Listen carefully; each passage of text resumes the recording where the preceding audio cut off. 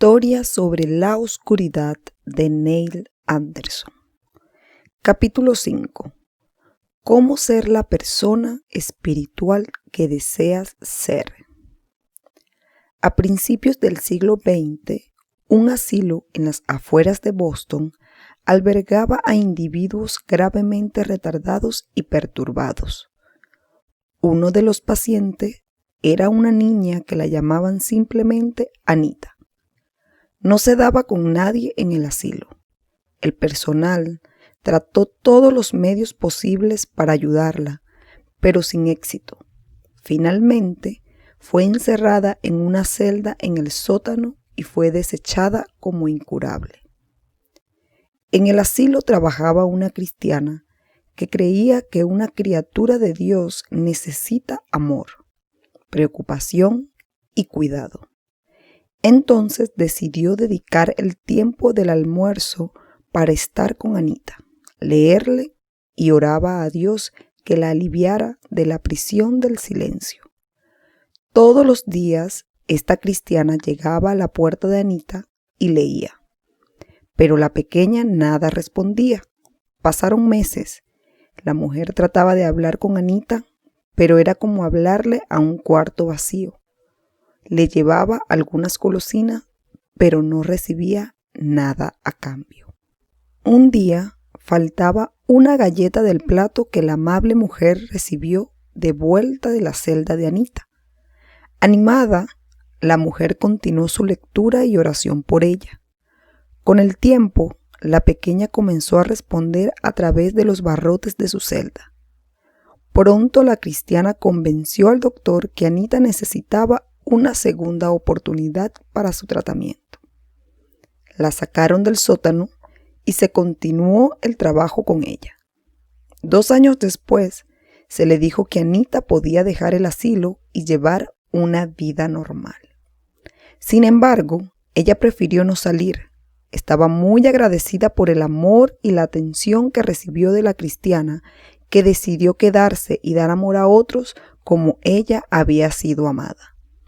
Anita permaneció en la institución para trabajar con otros pacientes que sufrían como ella había sufrido. Casi medio siglo más tarde, la reina de Inglaterra celebró una ceremonia especial para honrar a una de las mujeres más inspiradoras de los Estados Unidos, a Helen Keller.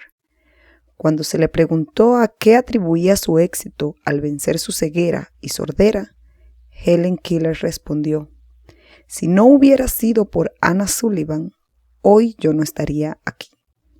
Anna Sullivan, que amó tenazmente y creyó en una niña incorregible, ciega y sorda llamada Helen Keller, era Anita, debido a una generosa cristiana que en la mazmorra del asilo para enfermos mentales creyó que una niña incurable necesitaba el amor de Dios.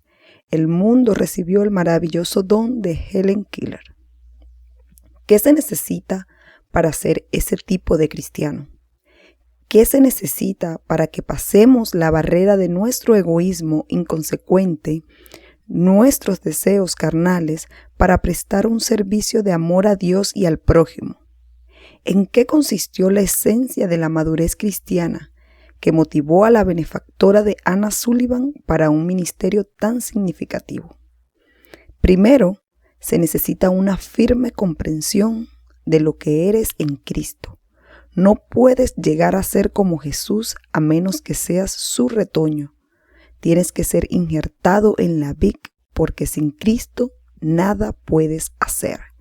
Véanse Juan 15:5. Segundo, debes crucificar la carne enseñada a largo tiempo por el pecado y andar en conformidad con lo que eres en Cristo y ser transformado conforme a la renovación de tu entendimiento. Véanse Romanos 12:2. Tercero, se requiere la gracia de Dios, porque el pecado no se enseñoreará de vosotros, pues no estáis bajo la ley, sino bajo la gracia. No podemos tener una vida justa mediante el esfuerzo humano sobre la base de normas externas, bajo el pacto de gracia. Vivimos por la fe consecuentes con que lo que Dios dice es verdad en el poder del Espíritu. Véanse Romanos 6:14. Para vivir bajo la gracia necesitamos aprender a andar por el Espíritu. ¿Cómo andar en el Espíritu? Si respondiera esa pregunta ofreciendo 3 pasos y una fórmula, volvería a ponerte bajo la ley. El Espíritu Santo es una persona con quien nos relacionamos como nuestro guía divino, y no un aquello que puede ponerse en una caja y cuantificarse. Hablamos de andar con Dios, lo que es una relación de padre e hijo. Véanse Gálatas capítulo 5, versículo 16 al 18. El apóstol Juan dice acerca del Espíritu: el viento sopla de donde quiere, y oyes su sonido, mas ni sabe de dónde viene ni a dónde va. Así es todo aquel que es nacido del Espíritu. Al ser lleno del Espíritu y guiado por Él, te puede llevar a lugares nunca imaginados, pero la voluntad de Dios nunca te llevará donde la gracia de Dios no te pueda guardar. Creo que necesitamos remar y desplegar las velas. Examinemos algunas de las directrices bíblicas para andar por el Espíritu. Véanse Juan 3:8. 3 personas y el Espíritu. En 1 Corintios 2:14 y 3:3, Pablo distingue 3 tipos de personas en relación con la vida en el Espíritu: personas naturales, personas espirituales y personas carnales. El sencillo diagrama de este capítulo le ayudará a visualizar las diferencias que corresponden a la vida espiritual que existe entre estas 3 clases de individuos. Este diagrama se lo voy a poner en imagen en el audio video cuando lo suba. Y el primero es sobre la persona natural, vida entre comillas en la carne, y su explicación está en 1 Corintios 2:14. Efesios 2, versículo 1 al 3, contiene una descripción concisa de la persona natural que Pablo identifica en 1 Corintios 2:14. Entre paréntesis, véase figura 5A, que es la que ya le indiqué que le voy a colocar en el audio video cuando lo estén escuchando en YouTube. Esta persona está espiritualmente muerta, separada de Dios. Al vivir completamente independiente de Dios, la persona natural peca como cosa corriente. El hombre natural tiene un alma con la que puede pensar, sentir y escoger. Sin embargo, como muestran las flechas del diagrama, su mente y subconscientemente, sus emociones y su voluntad son dirigidas por su carne, la cual actúa completamente separada de Dios que lo creó. El hombre natural puede pensar que puede elegir libremente su conducta. Sin embargo, dado que vive en la carne, invariablemente anda según la carne y sus decisiones reflejan las obras de la carne. De la lista de Gálatas, capítulo 5, versículo 19 al 21. Puesto que vive en la era del estrés y carece de una base espiritual para enfrentar la vida y tomar decisiones positivas, la persona natural puede caer víctima de una o más de las dolencias físicas que aparecen en el diagrama. Los médicos nos dicen que 50% de la población está físicamente enferma por razones psicosomáticas. La paz mental y la serena seguridad de la presencia de Dios en nuestra vida afecta positivamente nuestra salud corporal. El que levantó de los muertos a Cristo Jesús vivificará también vuestro cuerpo, mortal por su Espíritu que mora en vosotros. Véanse Romanos 8:11. Las acciones, reacciones, hábitos, recuerdos y respuesta de la persona natural las gobierna la carne. todo lo que no proviene de fe es pecado. Romanos 14:23. El hombre natural no puede evitar la lucha con complejos de inferioridad, inseguridad, incapacidad, culpa, preocupaciones y dudas. El hombre espiritual también tiene cuerpo, alma y espíritu. Sin embargo, como lo ilustra la figura 5b, entre paréntesis, también se las voy a colocar en el audio video. Esta persona ha sufrido una notable transformación de la persona natural que era antes de su nacimiento espiritual. En la conversación, su espíritu se une con el Espíritu de Dios. La vida espiritual resultante de esta unión se caracteriza por el perdón de pecados, la aceptación dentro de la familia de Dios y un sentido positivo de dignidad. El alma del hombre espiritual además refleja un cambio generado por el nacimiento espiritual. Ahora recibe el impulso del espíritu, no de la carne. Su mente ha sido renovada y transformada.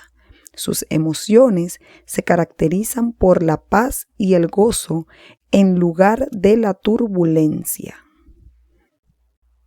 Estamos hablando de los 3 tipos de personas que Pablo distingue. Ya leí sobre la persona natural.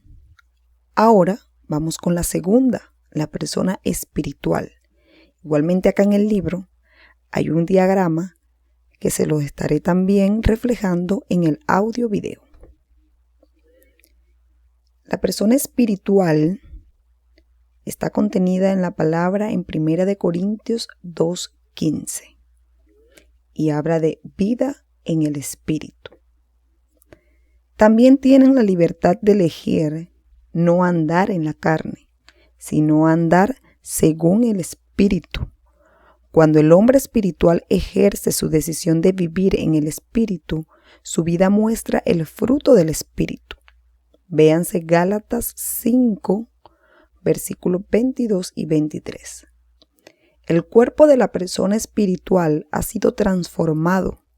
Ahora es la morada del Espíritu Santo y se ofrece como sacrificio vivo de culto y servicio a Dios.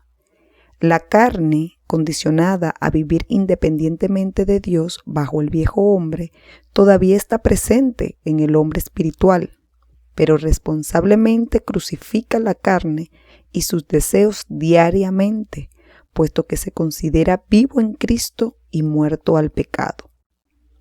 Pero eso se ve y suena maravilloso, podrías decir, pero soy cristiano y todavía tengo problemas. Sé que estoy espiritualmente vivo, pero a veces mi mente se llena de pensamientos incorrectos. A veces caigo en conductas de la lista mala, las obras de la carne en lugar del fruto del espíritu. A veces acaricio los deseos de la carne en lugar de crucificarlos. La descripción de la persona espiritual es el ideal, es el modelo de madurez hacia el cual todos crecemos. Dios ha hecho provisión para que experimentemos personalmente la descripción de la persona espiritual dada en su palabra. Véanse 2 de Pedro 1:3. Sin embargo, la mayoría de nosotros vive en algún punto de la ladera entre la cumbre de esta montaña de la madurez espiritual y las profundidades de la conducta carnal descrita en la figura 5c. Mientras andas en el espíritu, ten la seguridad que tu crecimiento, madurez y santificación hacia el modelo ideal está en proceso. Nótese que el espíritu de la persona carnal es idéntico al de la persona espiritual. El hombre carnal es un cristiano, espiritualmente vivo en Cristo y declarado justo por Dios, pero allí es donde se acaba la similitud. En vez de ser dirigido por el Espíritu, este creyente prefiere seguir los impulsos de la carne. Como resultado, su mente la ocupa los pensamientos carnales y sus emociones están plagadas de sentimientos negativos. Aunque tiene la libertad para andar según el Espíritu y para producir frutos para el Espíritu, sigue involucrado en actividades pecaminosas, puesto que anda voluntariamente según la carne. Hablamos de la persona natural, de la persona espiritual y ahora vamos a hablar de la persona carnal, vida según la carne, contemplado en la palabra en 1 Corintios 3:3. El cuerpo del hombre carnal es templo de Dios, pero está contaminado. Su cuerpo físico suele presentar los mismos síntomas perturbadores experimentados por el hombre natural, dado que no obra de la manera que Dios lo creó. No presenta su cuerpo en sacrificio vivo a Dios, pero es indulgente con sus apetitos carnales según los caprichos de su carne adiestrada en el pecado, puesto que cede a la carne en lugar de crucificarla. El hombre carnal está sujeto a los sentimientos de inferioridad, a la inseguridad, la incapacidad, la culpa, la preocupación y las dudas. Hace varios años hice una pequeña investigación para descubrir cuántos cristianos todavía son víctimas de su carne. Le presenté la misma pregunta a 50 cristianos que consecutivamente conversaron conmigo sobre los problemas de su vida. ¿Cuántas de estas características describen tu vida? Inferioridad, inseguridad, incompetencia, culpa, preocupación y duda. Cada uno de los 50 respondió las 6.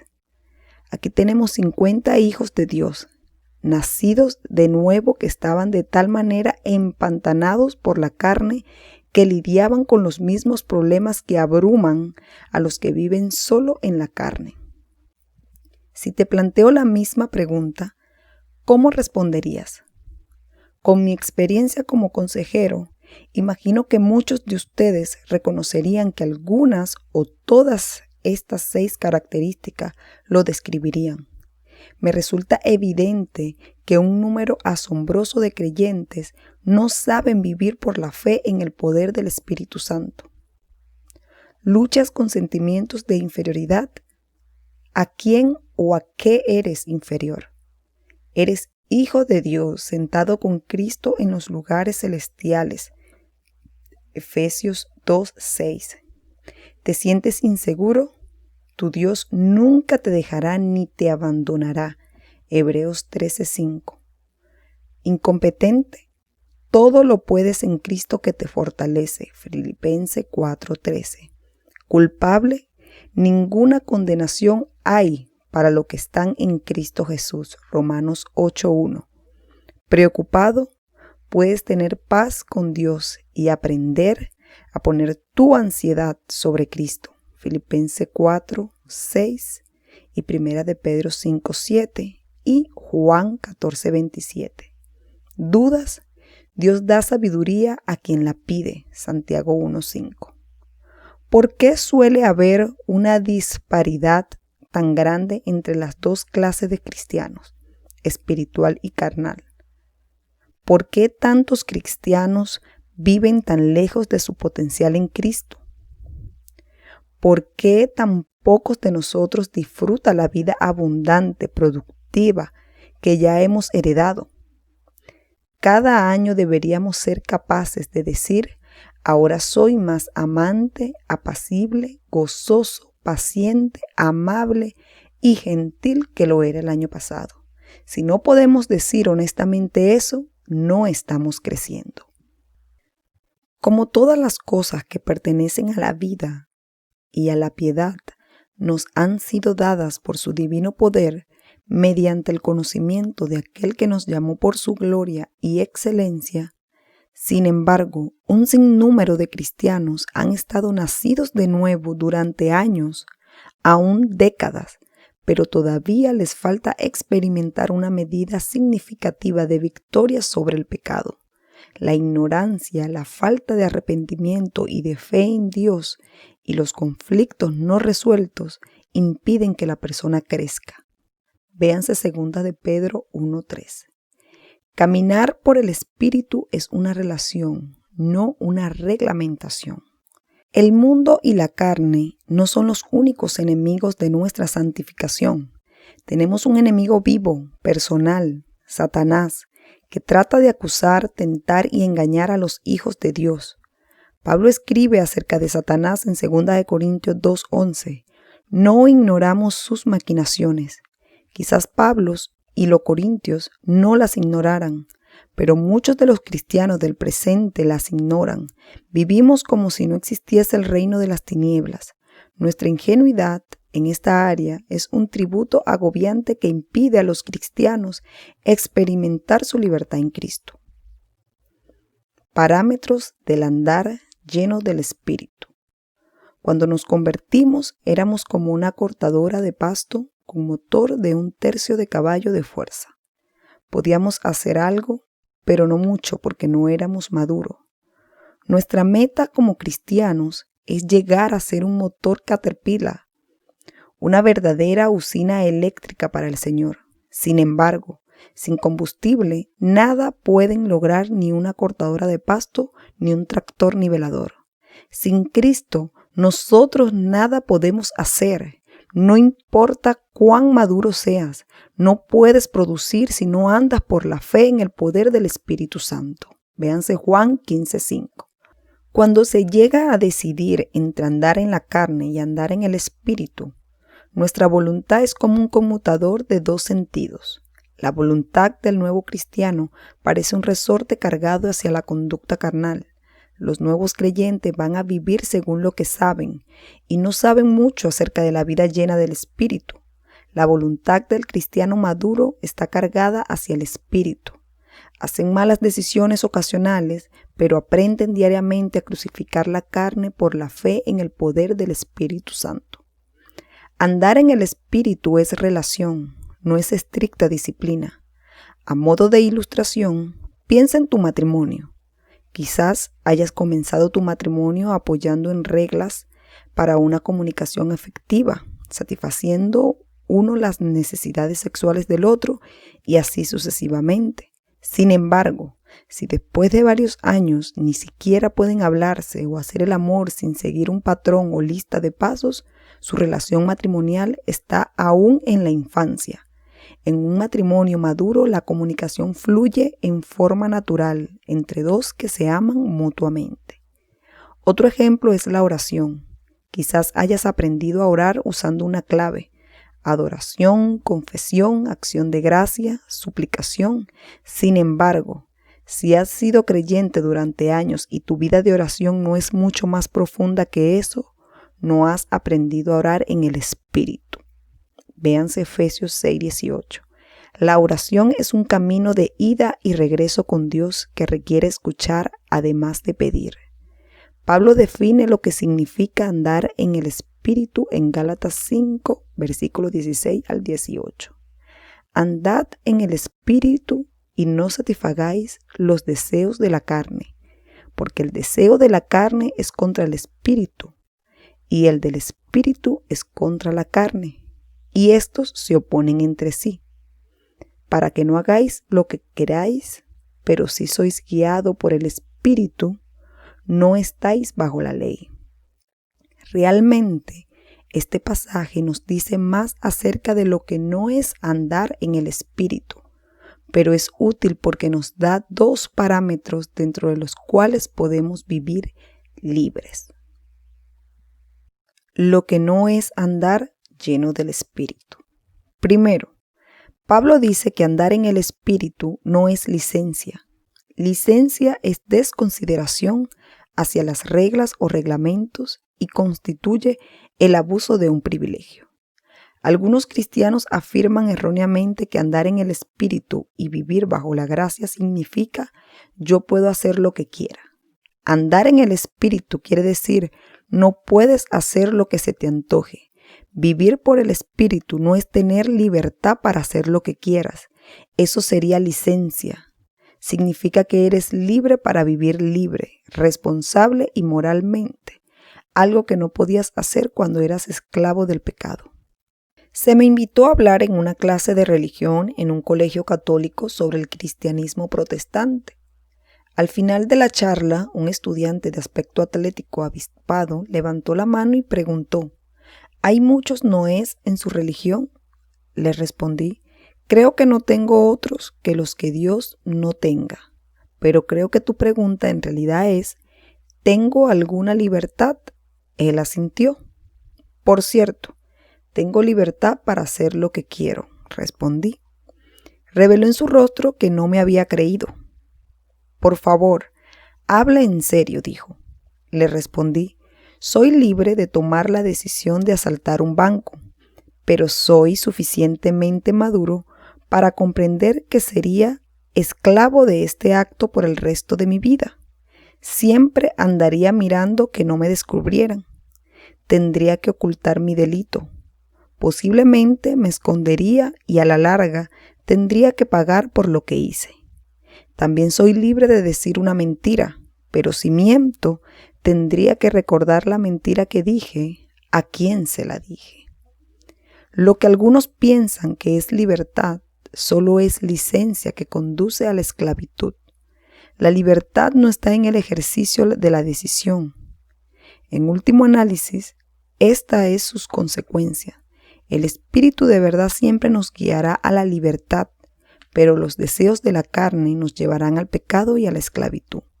Los mandamientos de Dios no son restrictivos, protegen. Nuestra verdadera libertad está en la capacidad de decidir vivir responsablemente dentro de las directrices protectoras que Dios ha establecido para nuestra vida.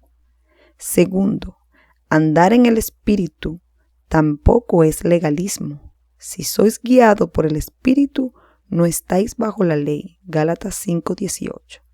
Si quieres relacionarte con Dios sobre la base de la ley moral, necesitas oír las palabras de Pablo en Gálatas 3:10. Porque todos los que dependen de las obras de la ley están bajo maldición. Tú serás una persona guiada o serás un marginado preso de la culpa. Luego la ley es contraria a las promesas de Dios. En ninguna manera, porque si la ley dada pudiera vivificar, la justicia sería verdaderamente por ley. Gálatas 3:21. La ley no tiene poder para dar vida. Decirle a la gente que lo que hacen está mal no les da vida para dejar de hacerlo. Los cristianos han sido notables en sus esfuerzos por legislar las espiritualidades con nuez. El cristiano no bebe, no fuma, no baila, no va al cine, no juega las cartas, no usa maquillaje y así sucesivamente. Otros pretenden, no son legalistas, pero todo lo que han hecho es pasar de un legalismo negativo, entre paréntesis, no hacer esto ni aquello, al legalismo positivo, hazlo de esta y de esta otra manera. Somos siervos de un nuevo pacto, no de la letra, sino del Espíritu, porque la letra mata, pero el Espíritu vivifica. 2 Corintios 3:6. La ley también tiene la capacidad de estimular el deseo de hacer lo que intentaba prohibir. Véanse Romanos 7, versículos 5 y 8. Permíteme ilustrar esto. ¿Qué ocurre cuando le dices a un niño, puedes ir allá, pero no a este otro lado? En el momento que le dices esto, ¿a dónde quiere ir el niño? Allá. Probablemente no tenía intenciones de ir hasta que le dijiste que no podía ir. Un colegio cristiano publicó una lista de películas que los estudiantes no podían ver. ¿Adivinas cuáles querían ver? Porque el fruto prohibido es el más deseable. Aparentemente esto ocurrió también en el huerto del Edén. El cristianismo es una relación, no un ritual ni un código de ética religiosa. No podemos observar los mandamientos por medio del esfuerzo humano viviendo bajo la ley. La ley ha sido nuestro ayo para llevarnos a Cristo, a fin de que fuésemos justificados por la fe. En Cristo podemos vivir realmente por la fe conforme las justas leyes de Dios en el poder del Espíritu. Véanse Gálatas 3:24. Supón que caminas por un camino muy estrecho en la montaña. A la derecha hay un precipicio demasiado escarpado para trepar y demasiado ancho para saltar. En el otro lado del camino hay un rugiente incendio forestal. Adelante hay una iglesia y un león rugiente detrás de ti. ¿Hacia dónde corres? Tu derecha es una opción. ¿Te alejas del precipicio? ¿Puedes imaginarte la emoción inicial? Sin embargo, esa decisión trae graves consecuencias, como la repentina detención al final. Esa es la naturaleza de la tentación. Si no parece inicialmente buena, nadie sería tentado. Ceder a la tentación trae graves consecuencias. Cuando la gente defiende la libertad sexual, abogan por una licencia que tiene consecuencias mortales para las relaciones significativas y aún para la vida. A la izquierda hay otra opción, pero te pondría a quemar: el legalismo. El acusador no te dará paz cuando trates de vivir bajo la ley. El único camino hacia la libertad está delante, pero ningún templo ni grupo de personas proveerá un santuario adecuado. El diablo, como león rugiente, busca a quien devorar, 1 de Pedro 5:8, y tu único escondite está en Cristo. Ningún lugar físico puede ser un santuario espiritual para ti en el planeta Tierra. Lo que es andar en la plenitud del Espíritu. Si andar en la plenitud del Espíritu no es licencia ni legalismo, entonces, ¿qué es? Es libertad, porque el Señor es el Espíritu, y donde está el Espíritu del Señor, allí hay libertad. Véanse 2 de Corintios 3:17. Nuestra libertad en Cristo es uno de los bienes más preciados que hemos recibido de nuestra unión espiritual con Dios. Puesto que el Espíritu del Señor está en ti, eres libre para llegar a ser la persona que querías que fuera al crearte. Ya no estás obligado a andar según la carne como antes de tu conversión. Ni siquiera estás obligado a andar según el Espíritu, pero interiormente estás inclinado en esa dirección. Tienes que decidir entre andar según el Espíritu o andar según la carne. Andar según el Espíritu implica dos cosas. Primero, no es sentarse en el Espíritu. Andar en el Espíritu no consiste en sentarse por ahí esperando en santa piedad que Dios lo haga todo. Segundo, no es correr en el Espíritu. La vida llena del Espíritu no es una ronda sin fin de actividades agotadoras en que tratamos de hacerlo todo por nosotros mismos. El error típico de muchos creyentes es creer que serán más espirituales si se esfuerzan mucho. Si Satanás no puede tentarnos para llevarnos a la inmoralidad, sencillamente tratará de que nos llenemos de ocupaciones. ¿Cuánto fruto podemos llevar si tratamos de hacerlo todo por nuestro propio esfuerzo? Ninguno. Sin Cristo nada podemos hacer. Juan 15:5. ¿Cuánto se logra hacer en el reino de Dios si esperamos que Dios lo haga todo personalmente? No mucho. Dios ha encargado a la iglesia su obra durante esta era. Efesios 3:10. Tenemos el privilegio de plantar y regar, y Dios da el crecimiento. 1 de Corintios 3, versículos 6 al 9. Si no plantamos y regamos, nada crece. Un pastor trabaja en su jardín cuando recibió la visita de uno de sus diáconos. «Caramba, Dios le ha dado un hermoso jardín», dijo el diácono. «Debería haberlo visto cuando Dios lo cuidaba él solo», le contestó el pastor. Esta verdad la ilustra Jesús en Mateo 11, versículo 28 al 30. «Venid a mí todos los que estáis trabajados y cargados, y yo os haré descansar. Llevad mi yugo sobre nosotros y aprended de mí, que soy manso y humilde de corazón, y hallaréis descanso para vuestras almas, porque mi yugo es fácil y ligera mi carga». En su juventud, Jesús era carpintero. En aquel tiempo los carpinteros no construían casas, hacían puertas y yugos de madera. Jesús usó esos productos para describir metafóricamente la vida espiritual.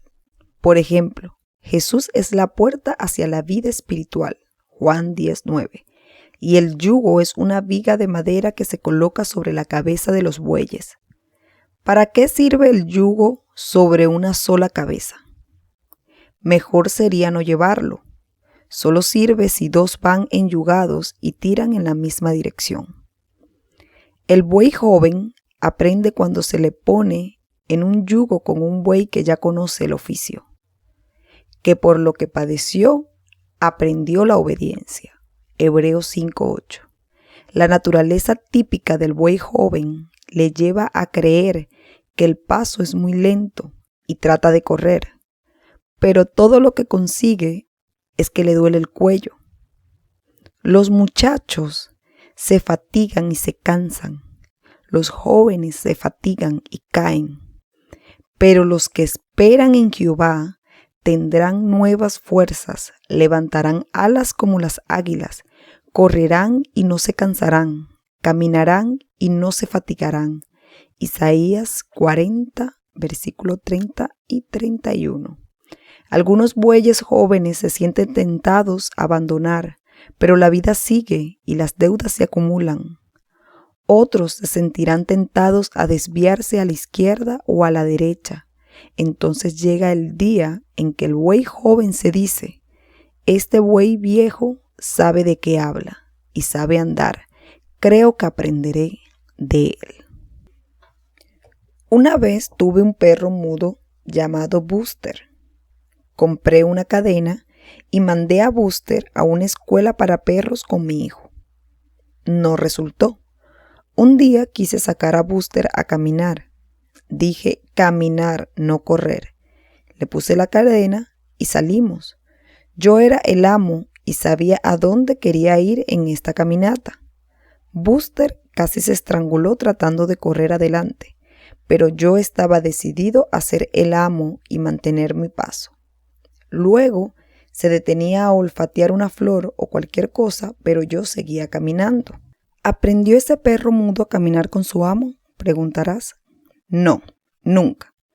He conocido una gran cantidad de cristianos que tampoco han aprendido. Algunos tratan de correr delante de Dios y se queman. Otros caen en la tentación y se desvían a la izquierda o a la derecha. Algunos simplemente se echan cuando su amo les dice: venid a mí todos los trabajados y cargados, y yo os daré descansar. Mateo 11:28.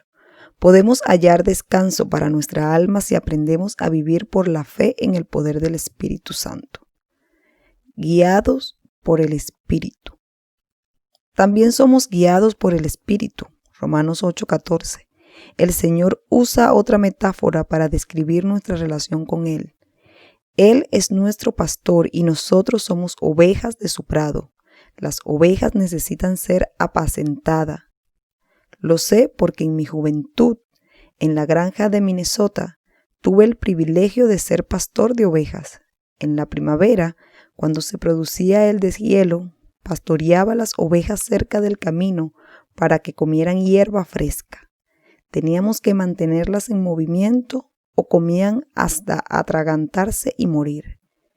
La arriábamos desde atrás, como lo hace un perro ovejero australiano.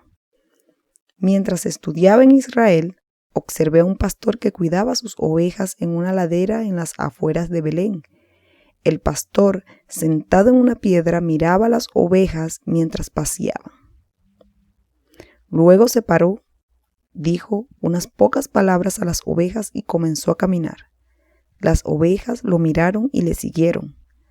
Al contrario de mi experiencia de llevar las ovejas desde atrás, los pastores de Israel las seguían caminando delante de ellas hasta el día de hoy. De pronto las palabras de Jesús en Juan 10:27 tuvieron para mí un nuevo sentido. Mis ovejas oyen mi voz y yo las conozco y me siguen. Pablo dice: porque todos los que son guiados por el Espíritu de Dios, estos son hijos de Dios. Romanos 8:14. La prueba es el fruto. ¿Cómo puedes saber si estás caminando según la carne o según el Espíritu? Mira tu vida, y manifiestas son las obras de la carne, que son adulterio, fornicación, inmundicia, lascivia, idolatría, hechicería, enemistades, pleitos, celos, iras, contienda, disensiones, herejías, envidias y cosas semejantes a estas. Gálatas 5, versículos 19 al 21. Las obras son actos espiritualmente muertos y no reflejan la vida de Cristo. Si una persona tiene un acceso de ira, vive según el Espíritu, ¿pueden culpar a alguien por su acceso de rabia? No, esa es una obra de su carne. Jesús dice, lo que del hombre sale, eso contamina al hombre. Marcos 7:20. Debemos aprender a tener suficiente conciencia personal para saber cuándo vivimos según la carne y asumir la responsabilidad por nuestras actitudes y acciones. Necesitamos caminar en la luz y aprender a confesar nuestros pecados, lo que significa concordar conscientemente con Dios. Cuando se hace evidente una obra de la carne, reconoce mentalmente eso delante de Dios y pídele que te llene de su Espíritu Santo. Mientras más practiques esa sencilla disciplina, más vivirás según el Espíritu. El fruto del Espíritu es amor, gozo, paz, paciencia, benignidad, bondad, fe, mansedumbre, templanza. Así lo dice Gálatas 5, 22 y 23. Nótese que dice fruto, no frutos del Espíritu. El fruto viene de algo que vive, es el resultado de estar en Cristo y su expresión fundamental es el amor, que es el carácter de Dios. Hemos conocido y creído el amor que Dios tiene para con nosotros.